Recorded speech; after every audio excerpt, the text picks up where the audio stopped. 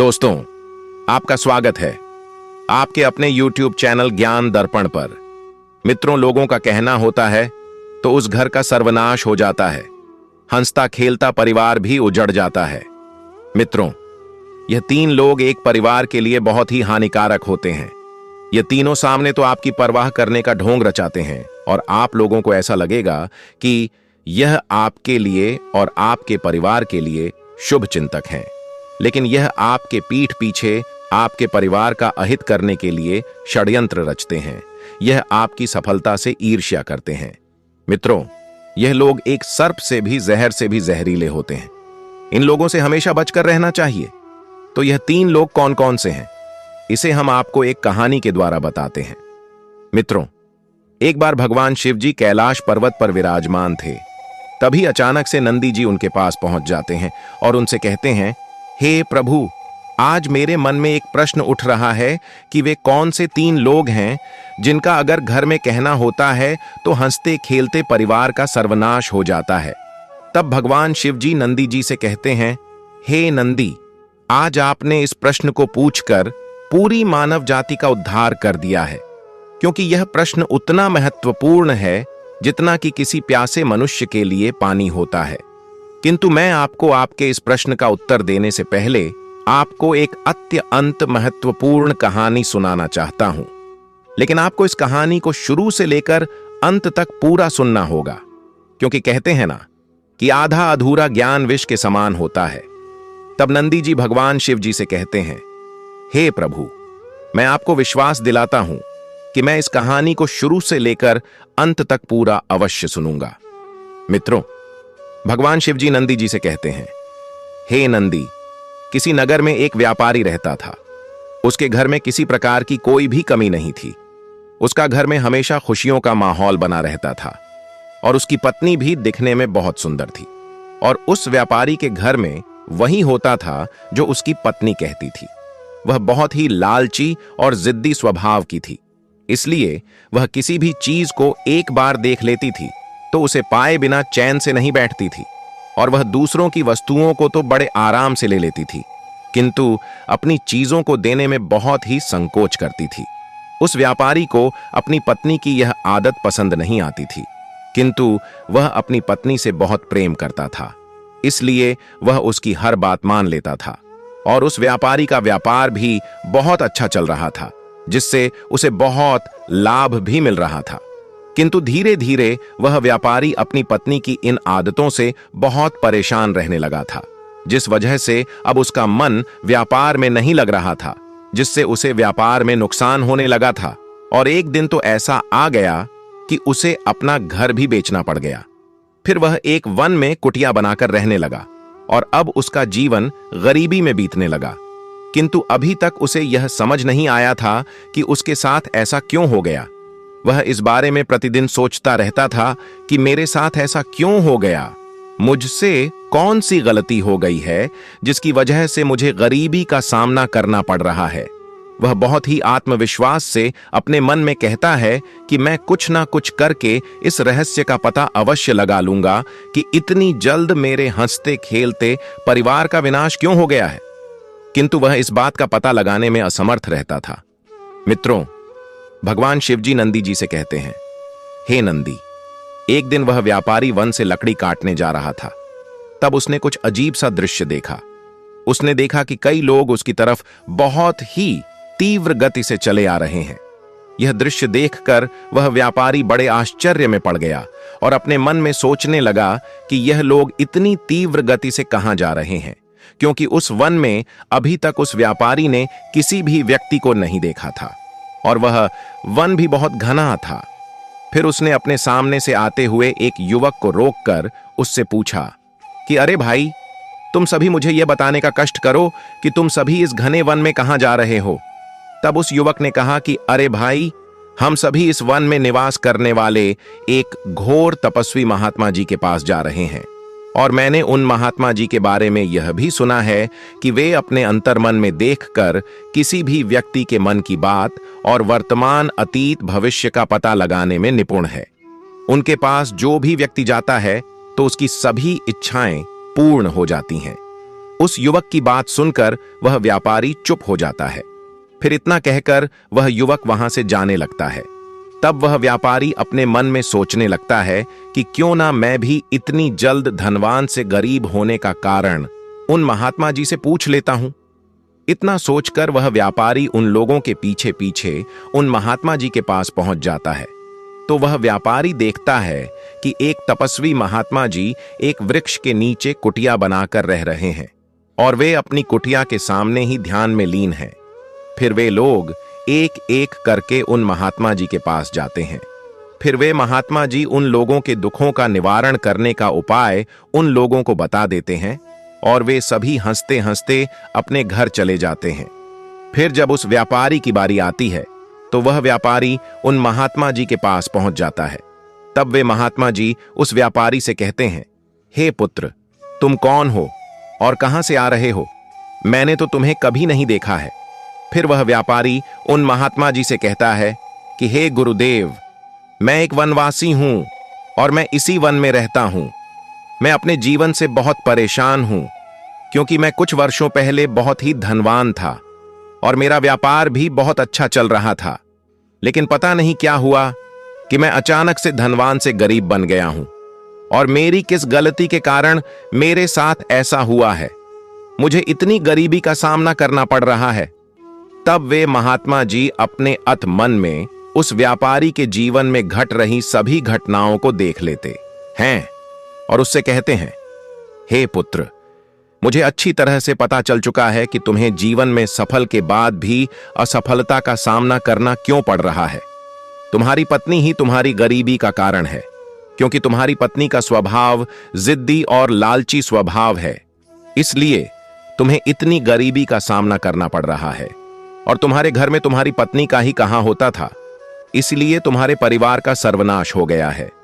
उन महात्मा जी की बात सुनकर वह व्यापारी कहता है कि हे गुरुदेव, आप मुझे यह बताने की कृपा करें कि वे कौन से लोग हैं जिनका कहना अगर उसके घर में होता है तो उस घर का सर्वनाश हो जाता है। तब वे महात्मा जी उस व्यापारी से कहते हैं, हे पुत्र, तुमने मानव जाति के लिए यह बहुत ही आवश्यक प्रश्न किया है। मैं तुमको तुम्हारे इस प्रश्न का उत्तर एक अत्यंत महत्वपूर्ण कहानी को सुना कर देना चाहता हूं। लेकिन तुमको मुझसे एक वादा करना होगा कि मैं जब तक इस कहानी को सुनाऊं तब तक तुम्हें इस कहानी को ध्यान से शुरू से लेकर अंत तक पूरा सुनना होगा, क्योंकि आधा अधूरा ज्ञान विष के समान होता है। मित्रों, भगवान शिव जी कहते हैं, हे नंदी, वे महात्मा जी उस व्यापारी से कहते हैं, हे पुत्र, मध्य देश में एक अत्यंत शोभायमान नगर था। उस नगर में एक किसान रहता था। वह बहुत ही सीधा साधा था। वह कभी किसी को अहित पहुंचाने के बारे में नहीं सोचता था और वह सभी की मदद भी करता था। उसके 3 पुत्र थे। वह किसान अपने तीनों पुत्रों के साथ अपने घर में सुखपूर्वक से जीवन बिता रहा था। उसने अपने 2 पुत्रों का विवाह बड़ी धूमधाम से कर दिया था, लेकिन उसका छोटा पुत्र अब भी शिक्षा दीक्षा ले रहा था और जब उसने पूर्ण रूप से शिक्षा दीक्षा ग्रहण कर ली तो उस किसान को अपने छोटे पुत्र के विवाह की चिंता सताने लगी, क्योंकि उसके छोटे पुत्र के विवाह के लिए कोई सुंदर सी स्त्री नहीं मिल पा रही थी। लेकिन बहुत कोशिश करने पर उसे अपने छोटे पुत्र के लिए एक सुंदर सी स्त्री मिल गई और उसने अपने छोटे पुत्र का विवाह एक अत्यंत सुंदर सी स्त्री से कर दिया और उस किसान के घर में उसकी छोटी बहू के आने पर उसका घर सुखपूर्वक से चलने लगा था। उसके जीवन में कोई भी कठिनाइयां शेष नहीं बची थीं और उसका व्यापार भी बहुत अच्छा चलने लगा था। उसे व्यापार में बहुत ज्यादा फायदा होने लगा था और उसके घर के चारों तरफ खुशियों का माहौल बना रहता था। किसान की छोटी बहू के घर में आने की वजह से उसके घर में कभी किसी भी बात पर क्लेश नहीं होता था और उसके तीनों पुत्र और उसकी तीनों बहुएं आपस में बहुत ही प्रेम भाव से बातचीत करते थे। उस किसान की बहुएं एक दूसरे की किसी भी कार्य में मदद भी कर देती थीं, जिससे उसके घर का वातावरण भी बहुत ही शांत रहता था। इसीलिए उस किसान के घर में माता लक्ष्मी का वास सदैव बना रहता था और अब उसके घर में किसी भी चीज की कोई कमी नहीं थी। उसके पास वह सब कुछ था जिसकी उसके घर के लोगों को जरूरत होती थी और उस किसान के व्यापार का बोझ उसके तीनों पुत्रों ने अपने कंधों पर ले लिया था, जिससे उस किसान को व्यापार की सभी परेशानियों से छुटकारा मिल गया था। और उसके तीनों पुत्रों ने अपने पिता के व्यापार को धीरे धीरे करके बहुत बड़ा कर दिया था। उन्हें व्यापार में चारों तरफ से सफलता हासिल हो रही थी। मित्रों, भगवान शिवजी नंदी जी से कहते हैं, हे नंदी। वे महात्मा जी उस व्यापारी से कहते हैं कि हे पुत्र, मनुष्य अक्सर दूसरों की सफलता देखकर जलता है, उससे ईर्ष्या करता है। ऐसी मनुष्य की प्रकृति ही होती है। जिस प्रकार केकड़े एक दूसरे का पैर पकड़कर किसी को आगे नहीं बढ़ने देते हैं, उसी प्रकार मनुष्य भी दूसरे को आगे बढ़ता हुआ देखकर उसका पैर पकड़कर उसे पीछे खींचना चाहता है। और मनुष्य खुद की तरक्की से जितना खुश नहीं होता है, बल्कि वह दूसरे की तरक्की देखकर दुखी हो जाता है। उसी तरह उस किसान की तरक्की को देखकर उसके आसपास रहने वाले लोग उससे ईर्ष्या करने लगे थे, क्योंकि वह किसान अब किसी से मदद नहीं मांगता था। इसलिए उसके पड़ोसी अपने मन में सोचते रहते थे कि पता नहीं यह इतनी जल्द इतना धनवान कैसे बन गया। वे सभी उस किसान से ठीक तरह से बात भी नहीं करते थे, और वे सोचते रहते थे कि इस किसान की हंसी को दुख में कैसे बदल दूं। यही सब सोच सोचकर उस किसान के पड़ोसी उससे जलते रहते थे। वे सभी यह जानना चाहते थे कि वे उस किसान के गरीब से धनवान बनने के रहस्य को जानना चाहते थे।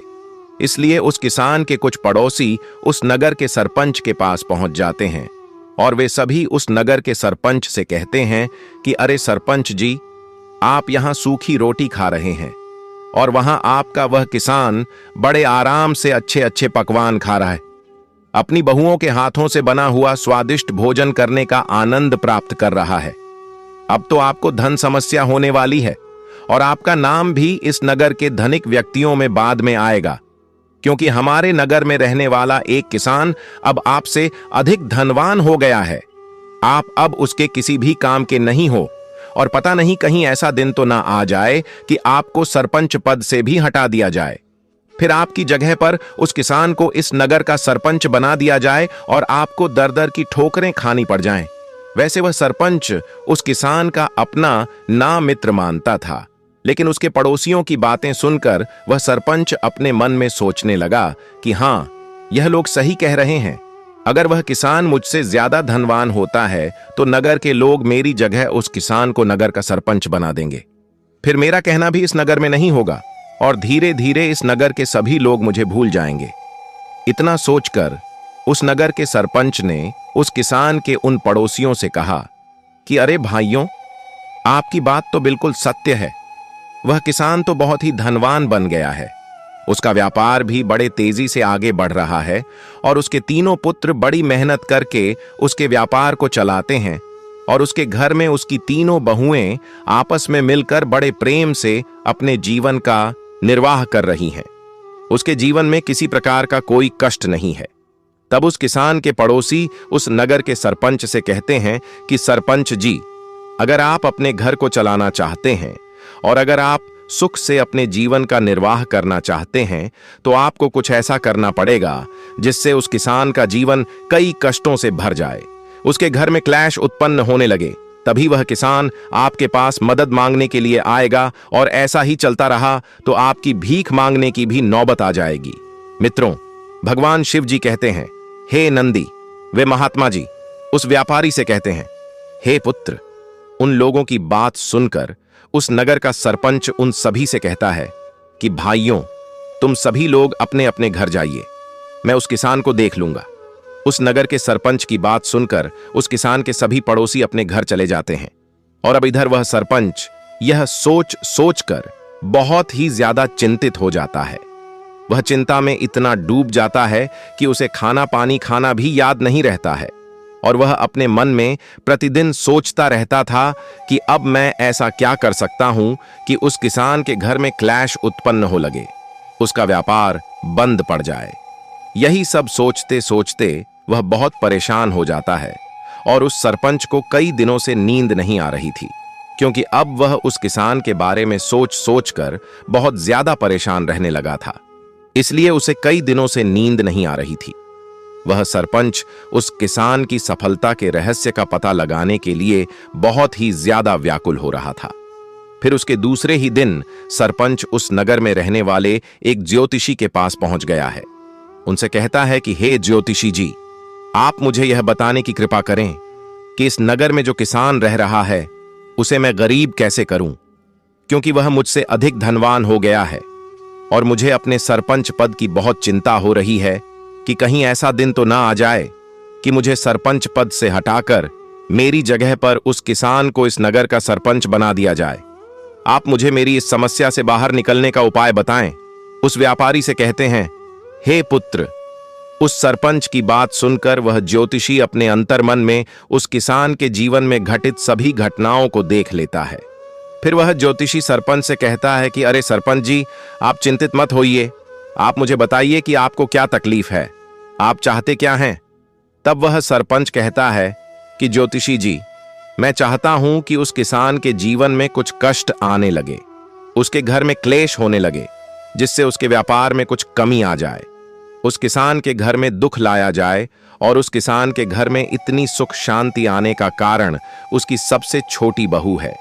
वह बहुत ही भाग्यशाली है, वह साक्षात लक्ष्मी जी का स्वरूप है और वह बहुत ही बुद्धिमान स्त्री है। और जब से वह उस किसान के घर में आई है, उसकी ही वजह से वह किसान इतना धनवान बन गया है और उसका जीवन सुखपूर्वक से बीत रहा है। उसके घर में कभी भी क्लैश नहीं हो रहा है और ऐसी स्त्री जिस भी घर में रहती है तो उस घर में चारों तरफ खुशियां ही खुशियां होती हैं।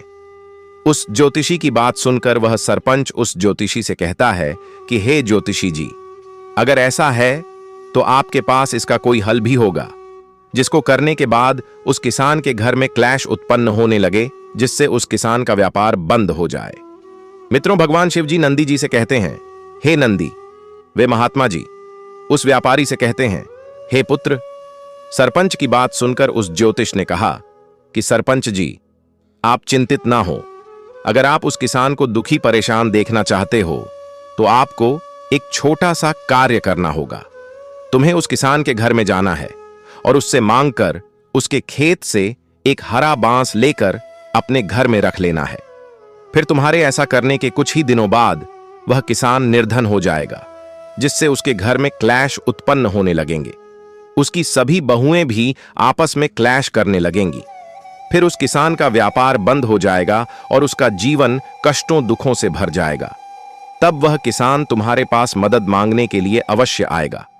उस ज्योतिषी की बात सुनकर वह सरपंच बहुत ही प्रसन्न हो जाता है और प्रसन्नता से उस ज्योतिषी को प्रणाम करके अपने घर चला जाता है। घर पहुंचने पर भी वह बहुत ही प्रसन्न होकर अपने सभी कार्यों को करता है और अपने मन में सोचता है कि कल मैं उस किसान के घर पर जाऊंगा और उसके खेत में से एक हरा बांस मांग कर अपने घर ले आऊंगा, जिससे वह सरपंच उस ज्योतिषी के कहे अनुसार निर्धन हो जाएगा। फिर उसके दूसरे दिन वह सरपंच सुबह उठते ही उस किसान के घर में पहुंच जाता है और उस किसान के घर में पहुंचकर वह मुखिया उसके दरवाजे को खटखटा हुए बहुत जोर से आवाज लगाता है, लेकिन दरवाजा नहीं खुलता है तो वह मुखिया बहुत ही ज्यादा परेशान होने लगता है। उसकी चाल नाकामयाब होती हुई दिखाई दे रही थी। उस वक्त वह किसान आराम कर रहा था, किंतु जब उस किसान को दरवाजा खटखटाने की आवाज सुनाई देती है तो वह जल्दी से घर का दरवाजा खोलता है और देखता है कि उसके घर के बाहर उस नगर का सरपंच खड़ा हुआ है। तब वह किसान उन्हें देखते ही प्रणाम करता है और उन्हें बड़े आदर सहित अपने घर के अंदर ले जाकर बैठने के लिए कहता है। फिर वह किसान सरपंच से कहता है कि बताइए सरपंच जी, आज आप इतने दिनों बाद यूं अचानक ही मेरे घर में किस प्रयोजन से पधारे हैं। तब सरपंच उससे कहता है कि मैं तो तुम्हारे घर के सामने से गुजर रहा था, तो मैंने अपने मन में सोचा कि क्यों ना तुमसे भी मिल लिया जाए, क्योंकि हम दोनों को मिले हुए कई दिन हो गए हैं। इसी तरह से वह सरपंच उस किसान को अपनी मीठी मीठी बातों में फंसा लेता है और कुछ देर बाद वह उस किसान से कहता है कि क्या तुम मुझे अपने खेत में से एक हरा बांस दे सकते हो। तब वह किसान उस सरपंच से कहता है कि क्यों नहीं, अवश्य ही सरपंच जी, आपने इतनी छोटी सी चीज मांगी है, मैं अभी खेत में जाकर आपको हरा बांस दे देता हूं। इतना कहकर वह किसान अपने खेत में जाता है और कुल्हाड़ी से एक हरा बांस काट कर ले जाने लगता है, लेकिन तभी अचानक से उस किसान की छोटी बहू उसके पास दौड़ती हुई आती है और उसे कहती हैं कि पिताजी, आप यह बांस कहां ले जा रहे हो? तब वह किसान उससे कहता है कि अरे पुत्री, हमारे घर में सरपंच जी आए हुए हैं और उन्होंने ही यह बांस मंगवाया है। वे चाहते हैं कि मैं अपने खेत में से ही एक हरा बांस लाकर दूं, इसलिए उन्हें देने के लिए मैं यह बांस लेकर आया हूं। मित्रों, भगवान शिव जी नंदी जी से कहते हैं, हे नंदी। वे महात्मा जी उस व्यापारी से कहते हैं, हे पुत्र। वह किसान की छोटी बहू उससे कहती है कि पिताजी, आप यह बांस सरपंच जी को अवश्य दे देना, किंतु इससे पहले कुछ देर के लिए आप यह बांस मुझे दे दी और मैं कुछ देर में आपको इसे लाकर देती हूं। फिर उसकी बात सुनकर वह किसान अपनी छोटी बहू को बांस दे देता है। उसके बाद वह सेठ की छोटी बहू उस हरे बांस के कुछ पत्तियों को अपनी गाय को खिला देती है। उसके बाद उस बांस को फिर से अपने ससुर को दे देती है और फिर उसके बाद वह किसान उस हरे बांस को सरपंच को दे देता है, जिससे वह सरपंच उस बांस को पाकर बहुत प्रसन्न हो जाता है और उस किसान को प्रणाम करके अपने घर चला जाता है। फिर घर पहुंचकर वह सरपंच उस हरे बांस को अपने घर में रख देता है और अपने मन में सोचने लगता है कि मैं उस ज्योतिषी के कहे अनुसार उस किसान के खेत में से एक हरा बांस लेकर आ गया हूं और अब कुछ ही दिनों बाद उस किसान के परिवार का सर्वनाश हो जाएगा, क्योंकि उसकी सभी बहुएं आपस में क्लश उत्पन्न करने लगेंगी, जिससे उसका व्यापार भी चलना बंद हो जाएगा। तो वह किसान मेरे पास मदद मांगने अवश्य आएगा। यही सब सोचकर वह सरपंच अपने मन को बहलाता रहता है और धीरे धीरे उस सरपंच को वह हरा बांस अपने घर में लाए हुए 3 महीने बीत जाते हैं, लेकिन न तो वह किसान उस सरपंच के पास मदद मांगने के लिए आता है और ना ही उस किसान के घर में क्लेश उत्पन्न होते हैं। उसका व्यापार भी नहीं बंद होता है, बल्कि वह किसान आराम से अपने पुत्र और बहुओं की सेवा का आनंद ले रहा था। फिर जब उस सरपंच को इसके बारे में पता चलता है तो वह बहुत ही क्रोधित हो जाता है और एक बार फिर से उस ज्योतिषी के पास पहुंच जाता है। उस ज्योतिषी के पास पहुंचकर वह सरपंच उससे कहता है कि हे ज्योतिषी जी, आप तो कह रहे थे कि मैं अगर उस किसान के घर से एक हरा बांस मांगकर अपने घर में रख दूंगा तो उस किसान के घर में क्लश उत्पन्न होने लगेंगे और जिससे उसका व्यापार भी ठप्प हो जाएगा। लेकिन ऐसा तो कुछ भी नहीं हुआ। मैं अभी अभी उस किसान को देखकर आ रहा हूं। वह किसान तो बड़े आराम से अपनी बहुओं द्वारा बना गए पकवानों का भोजन कर रहा था और उस किसान के जीवन में तनिक भी कष्ट नहीं है। सरपंच की बात सुनकर वह ज्योतिषी उस सरपंच से कहता है कि हे सरपंच जी, आप चिंतित मत होइए। मैं अभी आपको बता देता हूं उस किसान के घर में अभी तक दुख के बादल क्यों नहीं छाए हैं। इतना कहकर वह ज्योतिषी अपने अंतर्मन में सब कुछ देख लेता है। फिर उस सरपंच से कहता है कि हे सरपंच जी, जब वह किसान आपके लिए हरा बांस काट कर ला रहा था तब उसकी छोटी बहू ने उससे थोड़ी देर के लिए वह बांस मांगकर उसकी कुछ पत्तियों को अपनी गाय को खिला दी थी। इसलिए उस किसान के सारे दुख उसकी गाय में समाहित हो गए हैं, जिससे वह किसान अभी भी इतना प्रसन्न रहता है। लेकिन यह बात तो हमें माननी होगी कि उसकी छोटी बहू बहुत ही समझदार है। उसे आपके घर में आने का कारण आपके बताने से पहले ही हो गया था। मित्रों, भगवान शिव जी नंदी जी से कहते हैं, हे नंदी। वे महात्मा जी उस व्यापारी से कहते हैं, हे पुत्र। उस ज्योतिषी की बात सुनकर वह सरपंच उससे कहता है कि हे ज्योतिषी जी, अब आप मुझे बताने की कृपा करें कि मैं आगे क्या करूं जिससे वह किसान निर्धन हो जाए और मेरे पास धन की मदद मांगने के लिए आए। तब वह ज्योतिषी उस नगर के सरपंच से कहता है कि सरपंच जी, अब आपको उस किसान की गाय को किसी भी तरह से मांग कर ले आना होगा। उसको अपने घर में लाते ही वह किसान थोड़े ही दिनों बाद बर्बाद हो जाएगा। उस ज्योतिषी की बात सुनकर वह सरपंच उस ज्योतिषी को प्रणाम करके अपने घर की तरफ जाने लगता है। लेकिन अब की बार वह सरपंच अपने घर नहीं जाता है, बल्कि अपने घर जाते समय वह उस किसान के घर में पहुंच जाता है और उस किसान से कहता है कि अरे भाई, मेरे बच्चों को दूध की आवश्यकता पड़ती रहती है, क्या आप मुझे अपनी गाय दे सकते हैं? तब उस किसान उस सरपंच से कहता है कि क्यों नहीं, आप आज्ञा तो करें तो अपने प्राण तक आपको दे दूं। उस किसान की बात सुनकर वह सरपंच कहता है कि नहीं, मुझे आपके प्राण नहीं चाहिए, आप सिर्फ मेरे पुत्रों की दूध की आवश्यकता को पूरी करने के लिए आप मुझे अपनी गाय दे दें।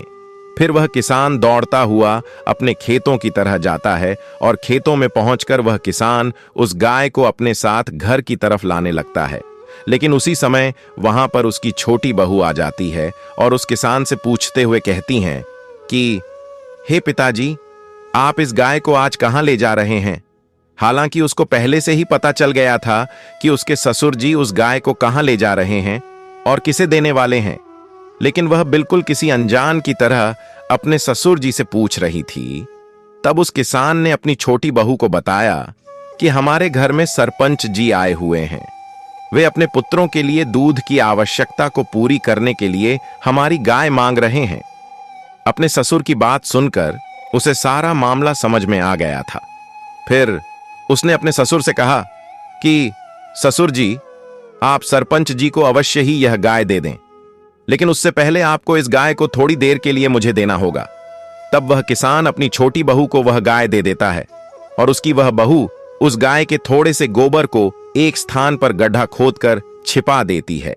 फिर वह अपने ससुर जी को वह गाय दे देती है और वह उस गाय को अपने घर ले जाता है और उस सरपंच को दे देता है। तब वह सरपंच उस किसान से कहता है कि तुम बहुत दयालु हो, मेरी इतनी मदद करने के लिए तुम्हारा शुक्रिया। इतना कहकर वह सरपंच मुस्कुराते हुए वहां से अपने घर की तरफ चला जाता है और अपने घर पर पहुंचकर उस गाय को एक स्थान पर बांध देता है। मित्रों, भगवान शिव जी कहते हैं, हे नंदी, वे महात्मा जी उस व्यापारी से कहते हैं, हे पुत्र। फिर से एक बार वह सरपंच अपने मन में सोचने लगे कि अब तो वह किसान निर्धन हो जाएगा और उसके घर में क्लेश उत्पन्न होने लगेंगे, जिससे उसका व्यापार भी चलना बंद हो जाएगा और वह मेरे पास धन की मदद मांगने के लिए आएगा। ऐसे ही कई महीने बीत जाते हैं, लेकिन उस किसान के घर में क्लेश उत्पन्न नहीं होते हैं और वह उसका व्यापार भी ठीक तरह से चल रहा था। लेकिन जब उस नगर के सरपंच को इस बारे में पता चला तो वह यह सब देखकर बहुत ही हैरान हो गया था। पर एक बार फिर से वह उस ज्योतिषी के पास पहुंच गए और उसने उसे सारा वृत्तांत सुना दिया।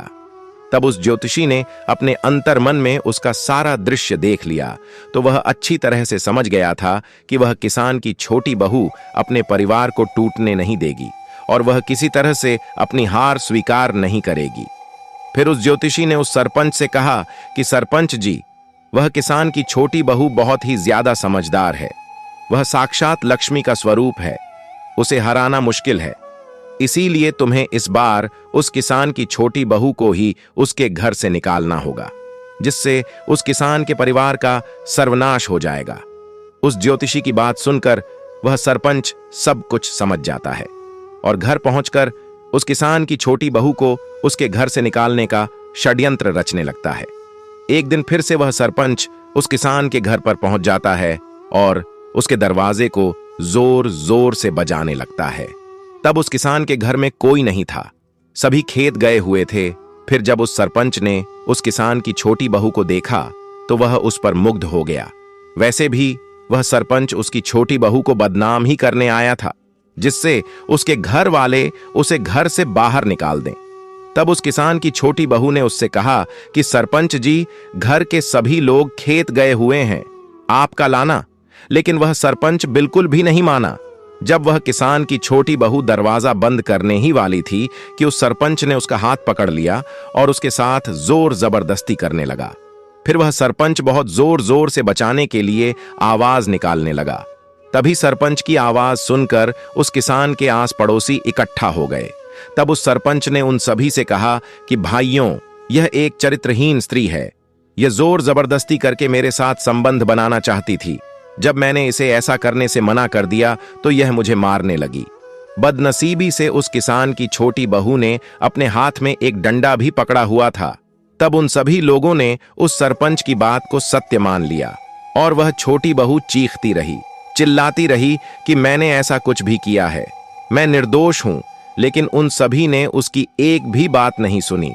और जब उस किसान की छोटी बहू के घर के सभी लोगों ने अपने घर के सामने भीड़ इकट्ठा देखी तो वे समझ नहीं पा रहे थे कि यहां क्या हो रहा है। तब उस सरपंच ने उस किसान से कहा कि भाई, तुम्हारी छोटी बहू एक चरित्रहीन स्त्री है। ये मेरे साथ जबरदस्ती से संबंध बनाना चाहती थी, और जब मैंने इसे ऐसा करने से मना कर दिया तो यह मुझे अपने हाथ में पकड़े हुए डंडे से मारने लगी। यह स्त्री इस नगर पर कलंक है, इसलिए मैंने यह निर्णय लिया है कि तुम्हें इस स्त्री को घर से निकालना होगा, नहीं तो यही सब यह इस नगर की सभी स्त्रियों को सिखा देगी, तब तो हमारी नाक ही कट जाएगी। मित्रों, भगवान शिव जी नंदी जी से कहते हैं, हे नंदी। वे महात्मा जी उस व्यापारी से कहते हैं, हे पुत्र, वह किसान उस सरपंच की बातों को सत्य मान लेता है और अपनी साक्षात लक्ष्मी समान छोटी बहू को अपने घर से निकाल देता है। किंतु जब वह किसान छोटी बहू को घर से निकाल रहा था, तब उसका छोटा पुत्र घर छोड़कर जाने के लिए तैयार हो जाता है। फिर वे दोनों उस किसान के घर से निकल जाते हैं और वे दोनों किसी दूसरे नगर में जाकर रहने लगते हैं। कुछ दिनों बाद उस किसान का छोटा पुत्र अपनी पत्नी की वजह से धीरे धीरे एक बहुत बड़ा व्यापारी बन जाता है और वह एक शानदार घर खरीद लेता है, और अब उसके घर में किसी भी चीज की कोई भी कमी नहीं थी। इधर छोटी बहू के घर छोड़ने के कारण वह किसान बहुत बीमार पड़ गया और अब उसका व्यापार भी ठीक तरह से नहीं चल पा रहा था। उसकी दोनों बहुएं और दोनों भाई भी आपस में क्लैश करने लगे थे। तब उसके सां को पता चला कि उसकी छोटी बहू एक लक्ष्मी के स्वरूप थी। उसके घर में आने की वजह से कभी कोई भी क्लेश नहीं होता था, लेकिन अब तो प्रतिदिन ही क्लेश होता रहता है। और मुझे लगता है कि उस सरपंच ने छोटी बहू पर गलत आरोप लगाकर उसे अपमानित करके घर से निकालने के लिए ही उस दिन मेरे घर आया था, जिससे मैं उसे अपने घर से निकाल दूं और मेरे घर का सर्वनाश हो जाए। इसलिए उसने ऐसा षड्यंत्र रचा था, क्योंकि वह पहले से ही जानता था कि मेरी छोटी बहू साक्षात लक्ष्मी स्वरूप है। इतना सोचकर उसने अपने मन में यह ठान लिया कि वह अपनी छोटी बहू और अपने छोटे पुत्र को जरूर ढूंढ कर लाएगा। इतना सोचकर उसने अपने उन दोनों की तलाश में निकल गया है, और कई दिनों तक तलाश करने के बाद उसे अपने छोटे पुत्र का घर मिल गया और उसने जोर जोर से दरवाजा खटखटाया। तो थोड़ी देर बाद उसके छोटे पुत्र ने दरवाजा खोला तो उसने अपने सामने ने अपने पिता को देखकर वह बहुत ही प्रसन्न हो गया और उसने उन्हें प्रणाम किया। फिर उसने जोर जोर अपनी पत्नी को आवाज लगाई तो वह भी अपने ससुर जी को प्रणाम करती है, उनका आशीर्वाद लेती है। तब वह किसान उन दोनों से क्षमा मांगने लगता है। तब छोटी बहू कहती है कि पिताजी आप क्षमा मत मांगिए, इसमें तो सारा दोष उस सरपंच का है। वह हमारे परिवार का सर्वनाश करना चाहता था, इसलिए वह हमारे घर आता था, लेकिन जब मुझे उसकी करतूत पता चल जाती थी और मैं उसकी योजना को सफल होने से पहले ही निष्फल कर देती थी, तब वह मेरे साथ जोर जबरदस्ती करके मेरे साथ संबंध बनाने का प्रयास करने लगा। और जब मैं उसे एक डंडे से पीटने लगी तो उसने उल्टा मेरे ऊपर ही उसके साथ जबरदस्ती करने का आरोप लगा दिया। मैं निर्दोष थी, मैंने कुछ भी नहीं किया था, लेकिन किसी ने भी मेरी बात नहीं सुनी। सभी उस सरपंच की बातों में आ गए और उसकी बातों को सच समझ बैठे, लेकिन मेरे पति को मुझ पर पूरा भरोसा था, इसलिए इन्होंने मेरा साथ दिया। मित्रों, भगवान शिव जी कहते हैं, हे नंदी। वे महात्मा जी उस व्यापारी से कहते हैं, हे पुत्र, जब उस किसान ने यह सब सुना तो वह आग बबूला हो गया और उसने एक खत में उसकी छोटी बहू द्वारा बताई गई सभी बातों को लिख दिया और साथ में यह भी लिख दिया कि नगर के सरपंच को उसके पद से हटा दिया जाए और उसकी जगह पर किसी दूसरे व्यक्ति को नियुक्त किया जाए। उसके बाद वह किसान अपने पुत्र और अपनी छोटी बहू को अपने घर ले आता है। घर पहुंचने पर सभी उसका अच्छी तरह से स्वागत करते हैं। फिर से धीरे धीरे समय बीतता गया और उस किसान के घर में फिर से पहले की ही तरह शांति रहने लगी थी। फिर छोटी बहू के घर में आने के कारण उसका व्यापार भी ठीक से चलने लगा था और अब उसके घर में कभी भी क्लेश नहीं होता था। मित्रों, भगवान शिव जी नंदी जी से कहते हैं, हे नंदी। वे महात्मा जी उस व्यापारी से कहते हैं कि अब मैं तुम्हें बता देता हूं कि अगर किन लोगों का घर में कहना होता है तो उस घर का सर्वनाश हो जाता है। पहला, बिगड़ैल पुत्र, यानी कि बिगड़ा हुआ पुत्र या बुरी संगति में फंसा हुआ पुत्र। जिस घर में बुरी संगति में फंसे हुए पुत्र का कहना होता है, उसके कहने के अनुसार अगर माता पिता कार्य करते हैं तो उस घर का सर्वनाश हो जाता है और वह घर बहुत ही जल्द नीलाम होने की परिस्थिति में आ जाता है। उस घर के लोग सदैव कष्ट में ही अपना जीवन व्यतीत करते हैं। दूसरा, जिद्दी और लालची स्त्री।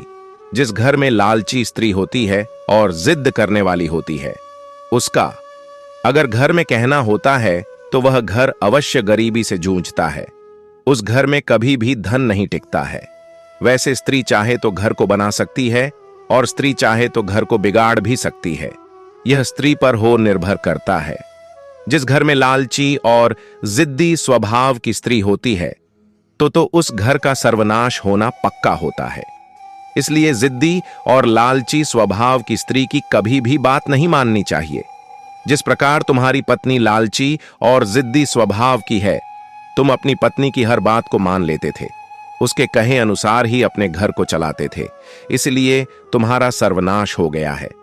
तीसरे, वे लोग जिस घर का बड़ा सदस्य या घर का मुखिया बाहर वालों के कहे अनुसार अपने घर को चलाता है तो उसके घर का सर्वनाश हो जाता है। जिस प्रकार वह किसान उस सरपंच की बातों में आकर अपने घर को चलाने लगा था तो उसके परिवार का सर्वनाश हो गया था। ठीक उसी प्रकार अगर घर का मुखिया बाहर वालों की बातों को आकर अपने घर को चलाता है तो उसके घर का सर्वनाश अवश्य हो जाता है। मित्रों, भगवान शिव जी नंदी जी से कहते हैं, हे नंदी, अब तो आपको आपके सभी प्रश्नों के उत्तर मिल ही गए होंगे। तब नंदी जी कहते हैं, हे प्रभु, आज आपने मुझे बहुत ही महत्वपूर्ण ज्ञान दिया है और मुझको मेरे सभी प्रश्नों के उत्तर भी मिल गए हैं। मैं आपको विश्वास दिलाता हूं कि मैं इस ज्ञान का विस्तार पूरे ब्रह्मांड में अवश्य करूंगा। मित्रों, अगर आप सभी लोगों को यह कहानी पसंद आई हो तो वीडियो को एक लाइक अवश्य करें, और अगर आप सभी लोगों ने अभी तक हमारे चैनल ज्ञान दर्पण को सब्सक्राइब नहीं किया है तो ऐसी ही ज्ञानवर्धक कहानियों के लिए आप सभी लोग हमारे चैनल ज्ञान दर्पण को भी सब्सक्राइब करें। साथ ही साथ कमेंट कट बॉक्स में राधे राधे लिखना ना भूलें और सभी वीडियो की नोटिफिकेशन के लिए नोटिफिकेशन बेल को भी दबाएं, जिससे आपको सभी वीडियो की नोटिफिकेशन सबसे पहले मिल सके। मित्रों, वीडियो को यहां तक देखने के लिए आप सभी लोगों का धन्यवाद।